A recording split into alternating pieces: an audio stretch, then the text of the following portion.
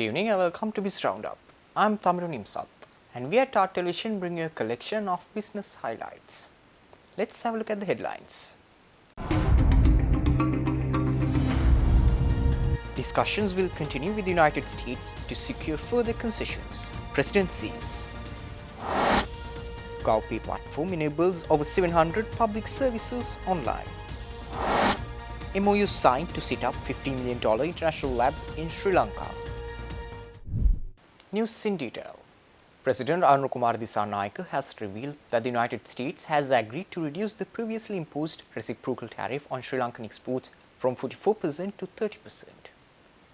Speaking during a high-level meeting with stakeholders from the export sector at the Presidential Secretariat recently, the President said talks are ongoing to secure further concessions. President Dissanayake stated that this tariff reduction was the result of successful bilateral negotiations with the United States. He emphasized that the government remains committed to policies that support economic growth, safeguard the interest of exporters, and improve the overall well-being of citizens. Key highlights from the discussion include continuing negotiations with the US officials to further lower tariff rates and protect Sri Lankan export competitiveness. The President urged public-private sector collaboration to mitigate economic risks and maximize emerging opportunities. Stakeholders were encouraged to diversify export markets and expand the country's global footprint beyond traditional sectors. Representatives from major export institutions including Brandix, the Tea Exporters Association and the International Chamber of Commerce were present. Sri Lanka's national digital payment platform, GovPay, has onboarded over 50 government institutions, enabling more than 700 public services to be paid for digitally. The announcement was made during a media briefing by ICTA, Lanka and the Minister of Digital Economy held in Colombo recently. Since its launch on 7 February 2025 by President Anurukumar Dissanayake, GovPay has processed over 7,000 transactions, collecting 65.62 million rupees in revenue through seamless, secure digital payments. ICTA board member Harsha Purasinghe set an ambitious target of onboarding over 100 institutions and reaching 1 billion rupees in transactions within the next 12 months. Top performing organizations currently using GovPay include the University of Moratuwa, Kothalavala Defence University and the Apeksha Cancer Hospital. Officials also provided an update on the online traffic fine payment system pilot, which began in April 2025 and has already processed 461 digital payments in locations like Kurunagala, Anuradhapura and Dambulla, collecting over 739,000 rupees. Lanka CEO Channa De Silva announced upcoming features including card payment integration, which will allow citizens, including those overseas, to make payments using credit or debit cards. Meanwhile, ICTA acting CEO Sanjay Karunasena said GovPay is laying the foundation for a secure, interoperable digital public infrastructure that will encourage both government efficiency and private innovation. A revamped govpay.lk website was also launched, featuring a new user interface and real-time dashboards. Speaking at the press conference, Chief Advisor on the Digital Economy Dr. Hans Vijayasuriya called GovPay a scalable, transformative tool for building a nationwide digital ecosystem. Dr. Vijayasuriya also said that the digital ID for all citizens will be ready early in the next year. The main components of the blueprint, like I mentioned, one is the broadband networks and ensuring over the next 3 to 5 years that we can deliver high quality broadband for every single citizen as well as all government institutions and other institutions of relevance to the citizen. The next layer, we have the Lanka government cloud, and already there's one phase of the cloud expansion project is now under procurement, and it will be followed by a big step in the direction of deploying a hybrid cloud, which is a mix of a cloud provided by domestic providers as well as the international hyperscale clouds coming together. In digital public infrastructure, I think you named a few. The digital ID should be ready around February, March next year. and after that we'll start registering the population. There are close to 20 million population to register, so it will be done over time. We will from time to time have sandbox environments where there will be proof of concept of various blocks, and which will enable our development community, the industry, to learn about these blocks and use the APIs, start developing applications as well. Answering a question raised by journalists during the press conference, Deputy Minister of Digital Economy Eranga Veeraratne assured that there will be no data breaches of citizens when implementing the Digital ID program. The minister said that most of the information floating around in the media about the matter is untrue. No, actually, this has been educated in the media also, and even in the parliament multiple times. There's no way for any data breach. Like, we'll ensure that. And there are various accusations made by various factions. Of course, that's for political reasons with hidden political agendas. But many things that's been spoken out in the media are not true. For example, iris scanners not being procured, and also the system wouldn't capture the medical information or anything. It's just the standard ID information with the biometrics data. And as we have educated before also, the capturing of these data as well as the system support and maintenance would be 100% done by the local people, so Sri Lankan companies and the department. So therefore, nothing to be fear of. Stay tuned. We will return after this short commercial break.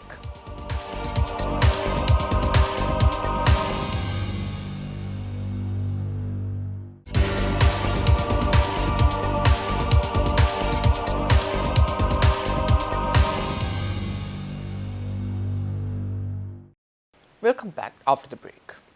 President Anukumar Dissanayake held a key meeting with the CEO of the Saudi Fund for Development, Sultan A. Al Marshid, to review ongoing projects and explore new areas of collaboration.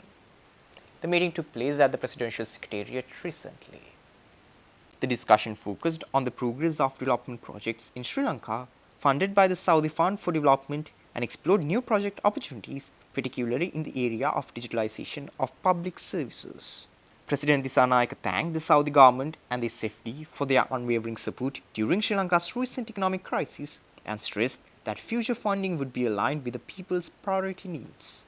The Saudi delegation, including Ambassador H.A. Khalid Hamoud Nazir Al-Dazam Al-Qatani and SFD's Director General for Asia Operations, Dr. Saud Aid Al-Shamri, reaffirmed their willingness to expand cooperation, especially in strengthening digital infrastructure and improving public service efficiency. Representing Sri Lanka, Minister of Labour and Deputy Minister of Economic Development, Dr. Anil Jayanta Fernando, Secretary to the Ministry of Finance, Dr. Harshina Suryaperumal, and Director General of External Resources, RMSPS Bandara, were also present. President Anukumar Dissanayake says proposed education reforms must be supported by stronger institutions and enhanced infrastructure to succeed. The President made these remarks during a high-level discussion held at the Presidential Secretariat with Prime Minister Dr. Harini Amarasuriya and senior education officials. Officials from the Ministry of Education presented an overview of the reform proposals. In response, the President emphasized that reforms must go beyond physical infrastructure and include comprehensive improvements to human resources and institutional capacity. He called for a full study to assess requirements before plans and budget estimates are finalized and assured that necessary funds will be allocated through the upcoming national budget. The President also stressed the importance of addressing the needs of teacher training colleges and advised broad stakeholder consultations to gather input for the reform process. Sri Lanka has taken a step to streamline its research and development efforts with the formation of a new national committee to identify and prioritize key research areas aligned with the country's development goals. The committee is co-chaired by Professor Gomiko Dugamsurya, Senior Advisor to the President on Science and Technology, and Professor Rohan Fernando, Chairman of the National Science and Technology Commission. It includes 20 leading experts from multiple fields. The committee's objectives include aligning university, industry and institutional research with national development needs, encouraging more effective and priority-based budget allocations for R&D and promoting data-driven decision-making and financial accountability. Officials say the move is aimed at ending decades of fragmented and isolated research efforts that have had minimal national impact. Stay tuned. We will return after the short commercial break.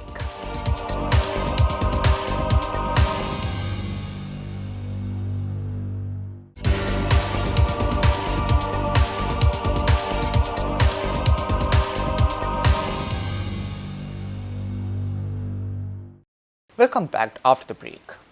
Sri Lanka is taking a step toward inclusive child welfare with a new national plan to establish daycare and therapy centers for children with autism and other neurodevelopmental disorders. At a high-level meeting held at the Presidential Secretariat, Secretary to the President Dr. Nandika Sanat Kumanayaka instructed officials to submit a detailed concept proposal within 2 weeks. The initiative, championed by President Anurukumara Dissanayake, will be coordinated through the Presidential Secretariat and involve multiple ministries and departments. The program is backed by a 250 million rupees budget allocation, which will be channeled through the Ministry of Women and Child Affairs to district-level administrators. Key goals of the program include developing a scientifically validated car model, training specialized human resources, establishing clear operational guidelines for a day-to-day management and promoting collaboration among healthcare, education and social services to deliver comprehensive support to children and families.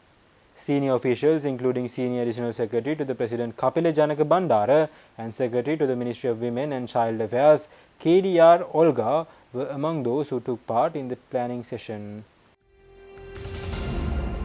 President Anurukumara Dissanayake met with President of Global Development at the Gates Foundation, Dr. Chris Elias, focusing on accelerating Sri Lanka's development with emphasis on agriculture, nutrition and digital transformation.